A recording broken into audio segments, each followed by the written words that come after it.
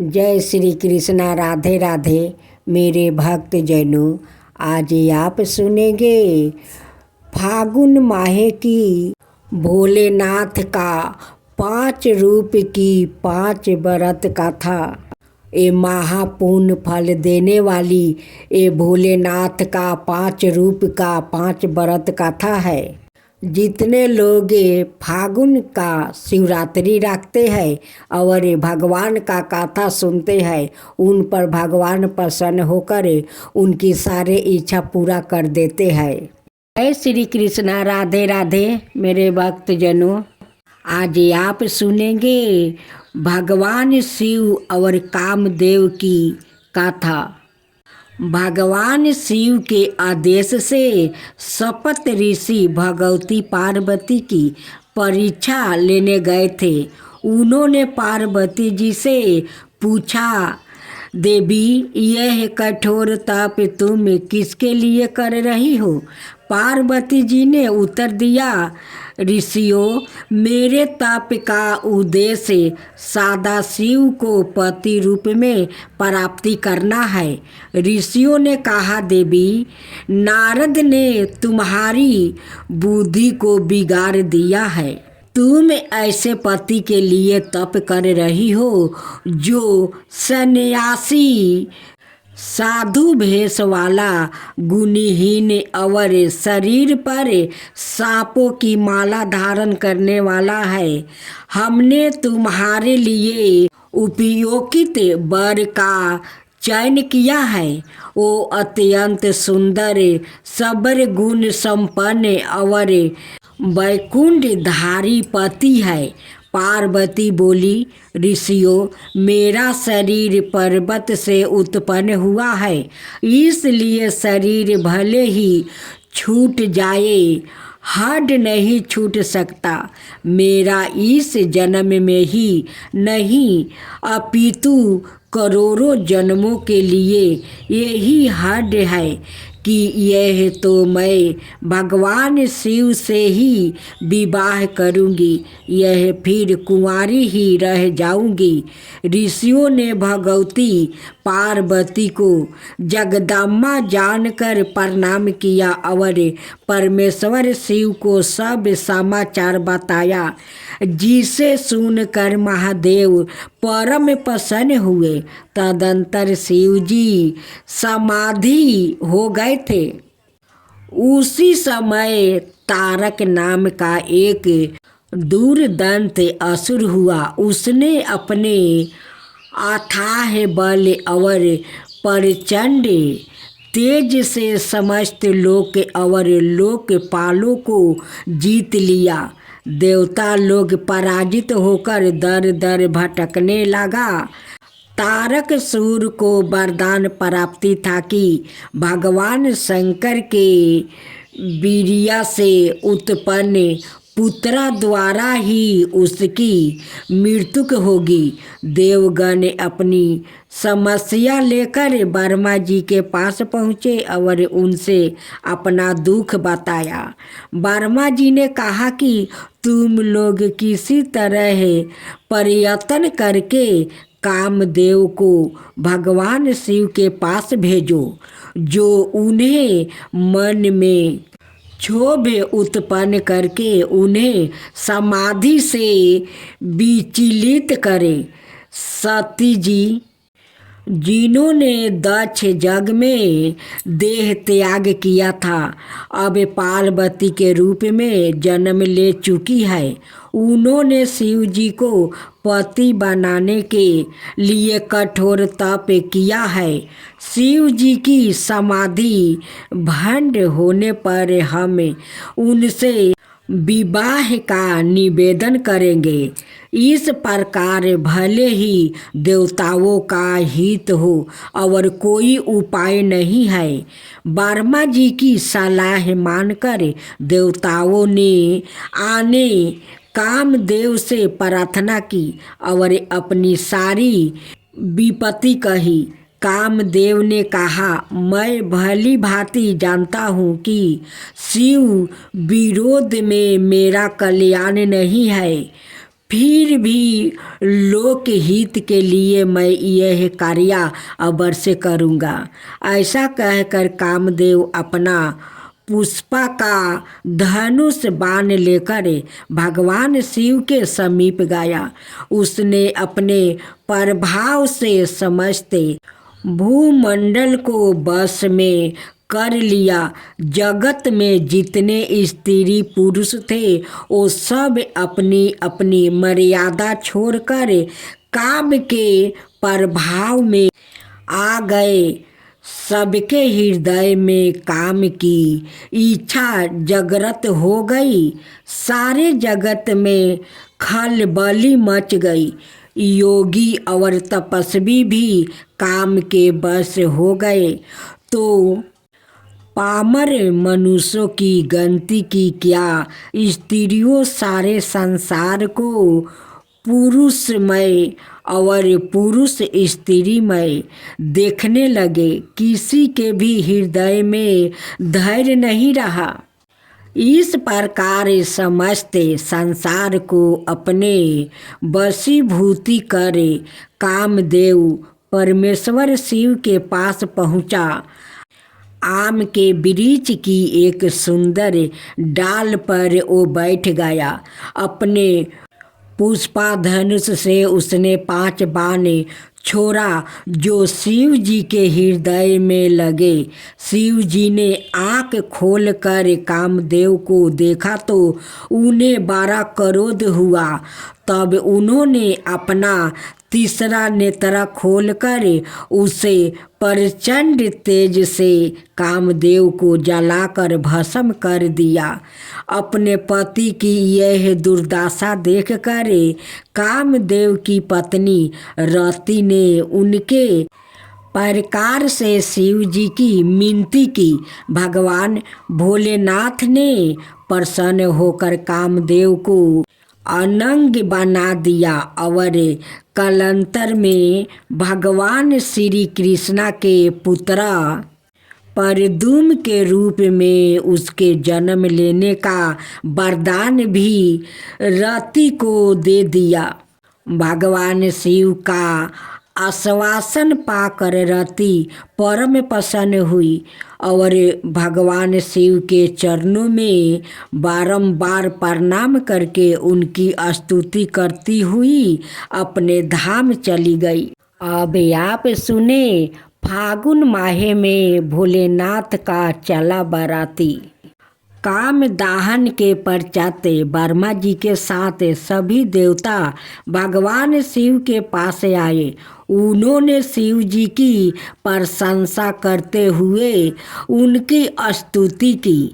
भगवान शिव ने देवताओं से पूछा, देवताओं तुम्हारे आगमन का क्या कारण है? देवताओं ने कहा, प्रभु आपने कामदेव को भस्म कर रति को वरदान दिया है, यह बड़ा अच्छा किया है।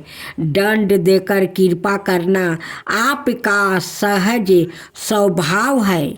भगवती पार्वती ने आपको पति रूप में प्राप्ति करने के लिए कठोर तप कर रही है। अब आप हम देवताओं की मिनती सुनकर पार्वती जी को पत्नी रूप में स्वीकार करे और संसार को ऐसा पुत्र दे जिससे तारकासुर के अत्याचार से जगत का उद्धार हो। भगवान शिव ने विवाह करने का स्वीकार कर लिया। सपत ऋषियों ने उनके आदेश से हिमवन के घर जाकर सारा समाचार कह सुनाया। हिमवन ने परम प्रसन्न हुए। उन्होंने शुभ दिन का विचार करे लगन पवित्रा का शपथ ऋषियों को सौंप दिया। शपथ ऋषियों ने वह पवित्रा का वर्मा जी को दी। चारों तरफ आनंद छा गया। आकाश से फूलों की वर्षा होने लगी। नाना प्रकार के बाजा बाजने लगा। 10 दिशाओं में मंडल कलश से सजा दिया गया। भगवान शिव के आदेश से देव ऋषि नारद ने संपूर्ण देवताओं को निमंत्रित दिया। भगवान विष्णु के साथ संपूर्ण देवता नाना वाहनों पर सवार होकर कैलाश आया। वर्मा जी ने विधि पूर्वक मंडप पर स्थापन नंदी मुख श्रद्धा आदि के साथ मंडलिक कीर्तन शिव जी से संपन्न करवाए। शिव गणों ने नाना प्रकार से भगवान शिव का श्रृंगार किया। तदंतर वर्मा जी को आगे करके महादेव ने प्रसन्नता पूर्वक कैलाश से प्रस्थान किया। भगवान शंभु ने नंदी आदि गणों को अपने साथ हिमाचलपुरी चलने की आज्ञा देते हुए कहा, तुम लोग थोड़े से गणों के यहाँ रख कर शेष सभी मेरे साथ हिमवन के नगर चलो। भगवान का आदेश मिलते ही नंदी और वीरभद्रा आदि गणराज असंख्याय कोटि गणों और भूतों को साथ लेकर चले। उसी समय चंडी देवी भी रुद्रा देवी की वाहन बनकर खूब उत्साह मनाती हुई आ पहुंची। उनका वाहन प्रेत था। वो अपने सिर पर जल से भरा हुआ सोने का कलश लिए चल रही थी। भेड़ियों की गड़गड़ाहट और हड्डियों के गंभीर नाद से तीनों लोग गूंज उठे। देवता लोग शिव गणों के पीछे पीछे उत्साह पूर्वक चल रहे थे। संपूर्ण सिद्धिया और लोकपाल आदि भी देवताओं के साथ थे। देवमंडली के मध्यम भाग में गरुड़ सिंह भगवान विष्णु चल रहे थे। उन पर चावर डोलाए जा रहा था और उनके ऊपर सुंदर छात्री लगा हुआ था। अपने पार्षदों से घेरे हुए वो अद्भुत शोभा पा रहे थे। वर्मा जी मूर्ति मान वेद शास्त्र सनकादि के ऋषियों एवं प्रजापतियों के साथ भगवान शिव की सेवा में तत्पर थे। देवराज इंद्र भी नाना प्रकार के आभूषणों से विभूषित हो ऐरावत हाथी पर आरूढ़ होकर अपनी सेना के साथ चलते हुए अत्यंत सुशोभित हो रहे थे। उस समय बारात के साथ यात्रा करते हुए बहुत से ऋषि भी अपने तेज से प्रकाशित हो रहे थे। सबके मन में शिव जी का विवाह देखने की प्रबल उत्साह थी। डाकनी, शाखनी, यतुधन, भूत प्रेत और बैताल आदि सब श्रेष्ठ गंधर्व सब नाचते गाते हुए चल रहे थे। संपूर्ण मातृकाय देव कन्याओं आदि भी शंकर जी के विवाह में सम्मिलित होने के लिए बड़ी प्रसन्नता से चल रही थी। सबके बीच में वृषभा पर सवार होकर भगवान महादेव अद्भुत शोभा पा रहे थे। इस प्रकार अनेक प्रकार से आनंद मनाती हुई यह विचरित बारात हिमवन के नगर के समीप पहुंची। अब आप सुने भोलेनाथ की तीसरा परिछावन कथा। नगर के निकट पहुंचकर भगवान शिव ने देव ऋषि नारद को हिमाचल के घर भेजा। उन्होंने हिमाचलों को बारात के आगमन की सूचना दी। हिमवन ने जब यह सुना कि सर्वव्यापी शिव मेरे नगर के निकट आ पहुँचे हैं, तब उनकी प्रसन्नता का ठिकाना न रहा। बहुत सा सामान एकत्र करके और वर्मा जी को और पर्वतों को साथ लेकर वो भगवान सदाशिव की आगमनी करके चले। वृषभार रूढ़ भगवान शिव का दर्शन करे हिमवन धन हो गया। करोड़ों कामदेवों की छवि को मलिन करने वाले परमेश्वर की शोभा अद्भुत थी। उनके दिव्या अंगों के प्रकाश से संपूर्ण दिशाओं प्रकाशित हो रही थी। उनका श्री अंग निरंतर रेशमी वस्तु सुशोभित था। उनके मस्तक का दिव्या मटुक नाना रत्नों से जड़ा हुआ था, जिससे आँखों को चौंधिया देने वाला प्रकाश निकाल रहा था। आभूषण बने हुए सांप उनकी अंग का कांति को दोगुनित कर रहे थे। गिरिजाराज ने सबको सादर प्रणाम किया। तदंतर भगवान शिव की आज्ञा से बाराती की आगमनी करते हुए वो अपने नगर की ओर चले। हिमवन के पीछे महादेव जी अपने बारातियों के साथ शीघ्रतापूर्वक चलने लगे। पार्वती की माता मैना के भीतर अहंकार था। परमेश्वर शिव उसे नष्ट करना चाहते थे, इसलिए उन्होंने भगवान विष्णु और ब्रह्मा जी से कहा, आप दोनों मेरी आज्ञा से देवताओं सहित अलग अलग गिरिजाराज के द्वार पर पहुँचे। हम पीछे से आएंगे।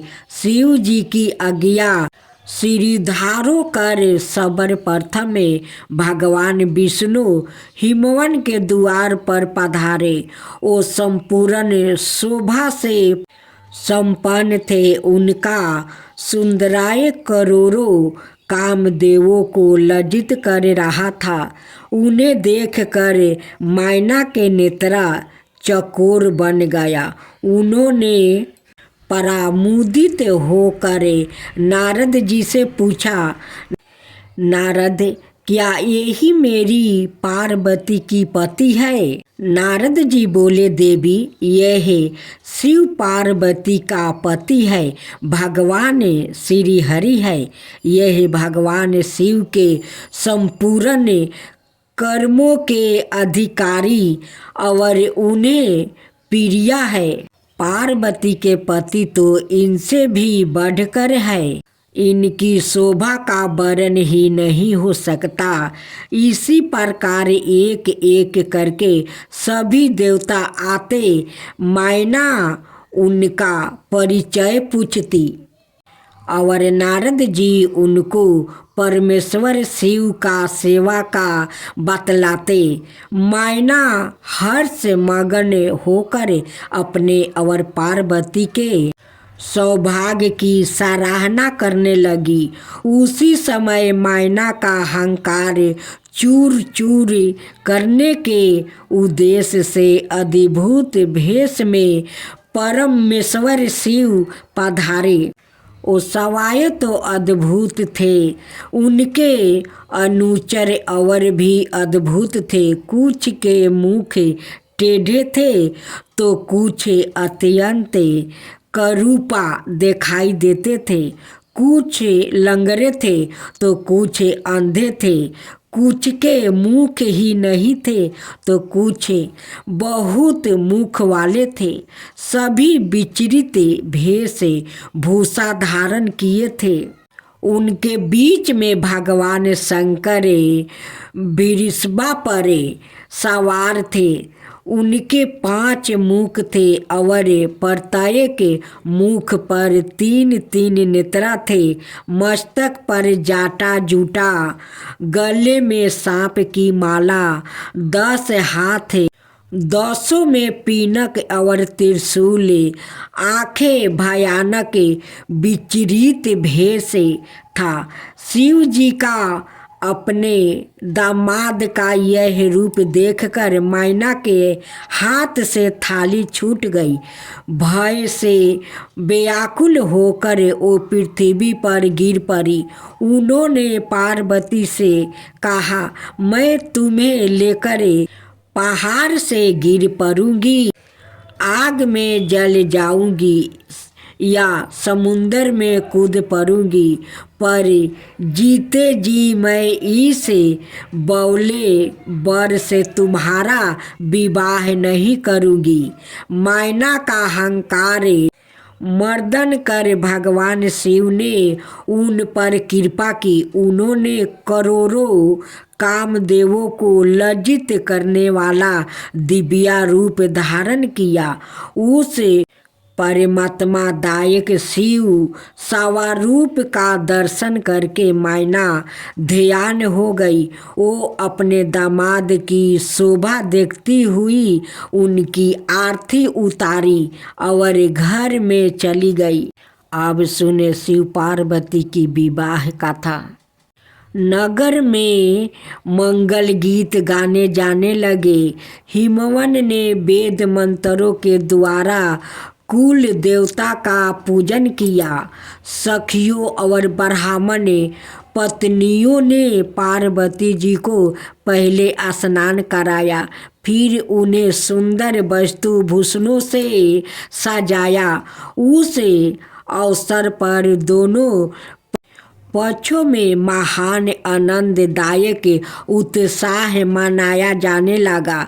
ब्राह्मणों को नाना प्रकार के दान दिए गए। तदंतर कन्यादान का समय समीप जाकर महात्मा शिव का गन्ना भगवान शंकर और बारातियों को बुला लेने के लिए कहा। हिमाचल के मंत्रियों ने जाकर वर और बारातियों से शीघ्र पधारने की प्रार्थना की। भगवान शंकर को सुंदर वस्तु भूषणों से सजाया गया और उन्हें बिरसबा की पीठ पर बैठाया गया। सभी बारातिया भगवान शिव को आगे करके नाना प्रकार के बाजा बजाते और नृत्य करते हुए उनके पीछे पीछे हिमाचल के घर चले। परमेश्वर शिव का मस्तक पर छतरी ताना हुआ था, उन्हें चावर डोलाया जा रहा था।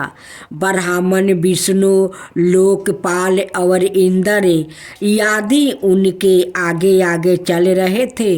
समस्त देवता पुष्पा वर्षा कर रहे थे। इस प्रकार भगवान शिव ने बारातियों सहित जगमंडप में प्रवेश किया। हिमाचल ने परमेश्वर और सभी देवताओं की विविध भांति से पूजन कर उनकी आरती उतारी। उन्होंने समस्त मुनियों और देवताओं को प्रणाम किया और सबके लिए सोने का सुंदर आसन दिया। महात्मा परमेश्वर पुण्य हवाचन किया। पार्वती जी की अंजलि में चावल भरा गया। उन्होंने शिव जी की ऊपर अक्षत छोड़ा। फिर भगवान शिव ने भी ब्रह्मा और बृहस्पति के कहने पर पार्वती जी का पूजन किया। गगाचर के आदेश से उचित समय पर हिमवन और मैना ने कन्यादान का कार्य आरंभ किया।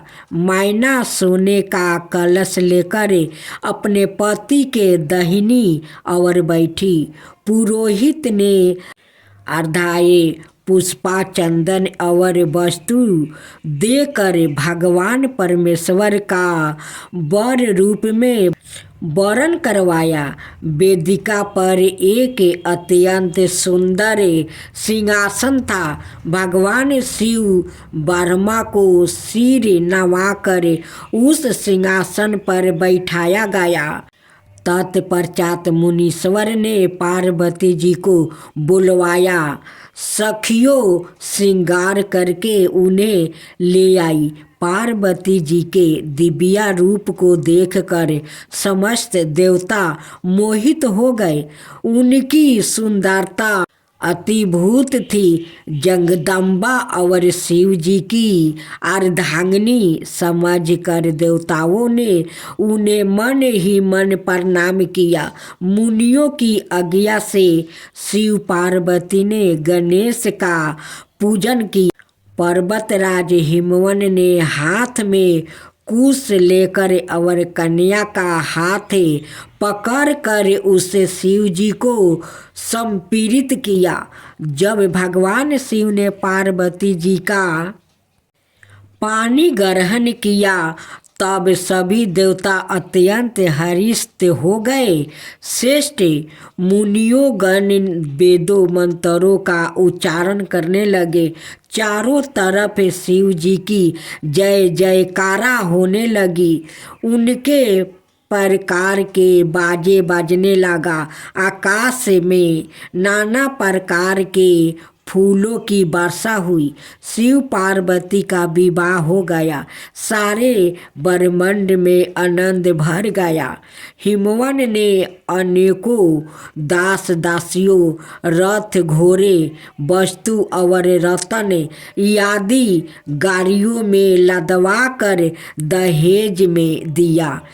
फिर हाथ जोड़कर उन्होंने कहा, हे शंकर, आप परमेश्वर है, मैं भला आपको क्या दे सकता हूँ।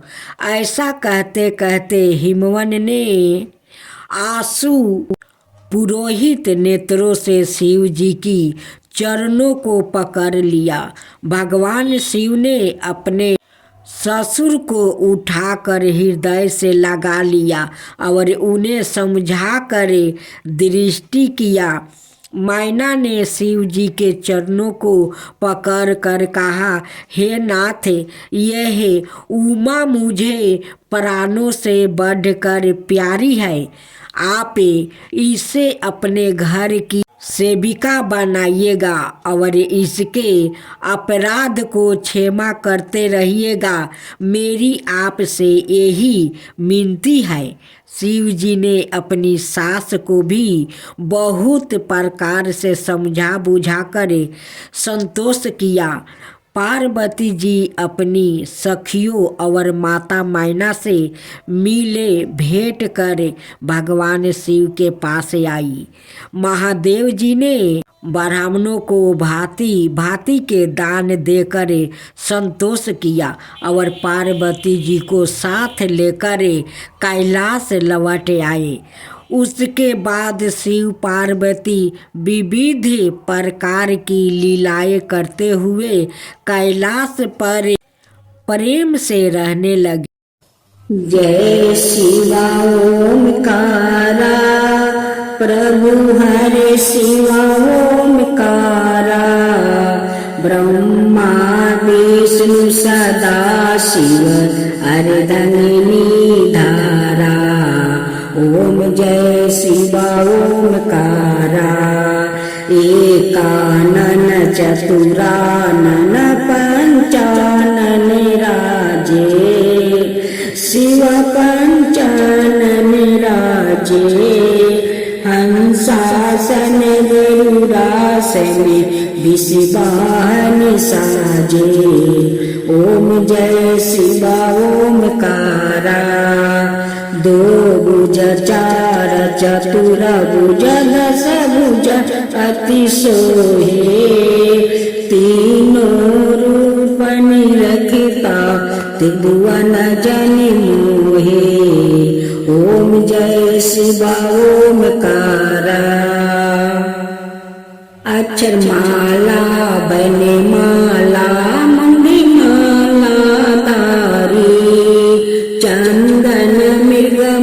सोहे बोले सुभिकारी। ओम जय शिवा ओमकारा श्वेतांबर पीतांबर बागंबर अंगे सनकादिके बरे मादिकी भूतादिकी संगे। ओम जय शिवा ओमकारा करिके मध्यम कमंडल चक्र त्रिशूलधरता जग करता जग भरता जग पालन करता। ओम जय शिवा ओमकारा ब्रह्मा विष्णु सदा शिव जानते अविवेका। प्राण बचर के मध्यम यह तीनों एका। ओम जय शिवा ओमकारा तिरगुण शिव जी के आरती जो कोई नर गावे शिवा जो कोई नर गावे। कहत शिवानंद स्वामी मन भजत शिवानंद स्वामी मन बाचित फल पावे। ओम जय शिवा ओमकारा जय शिवा ओमकारा।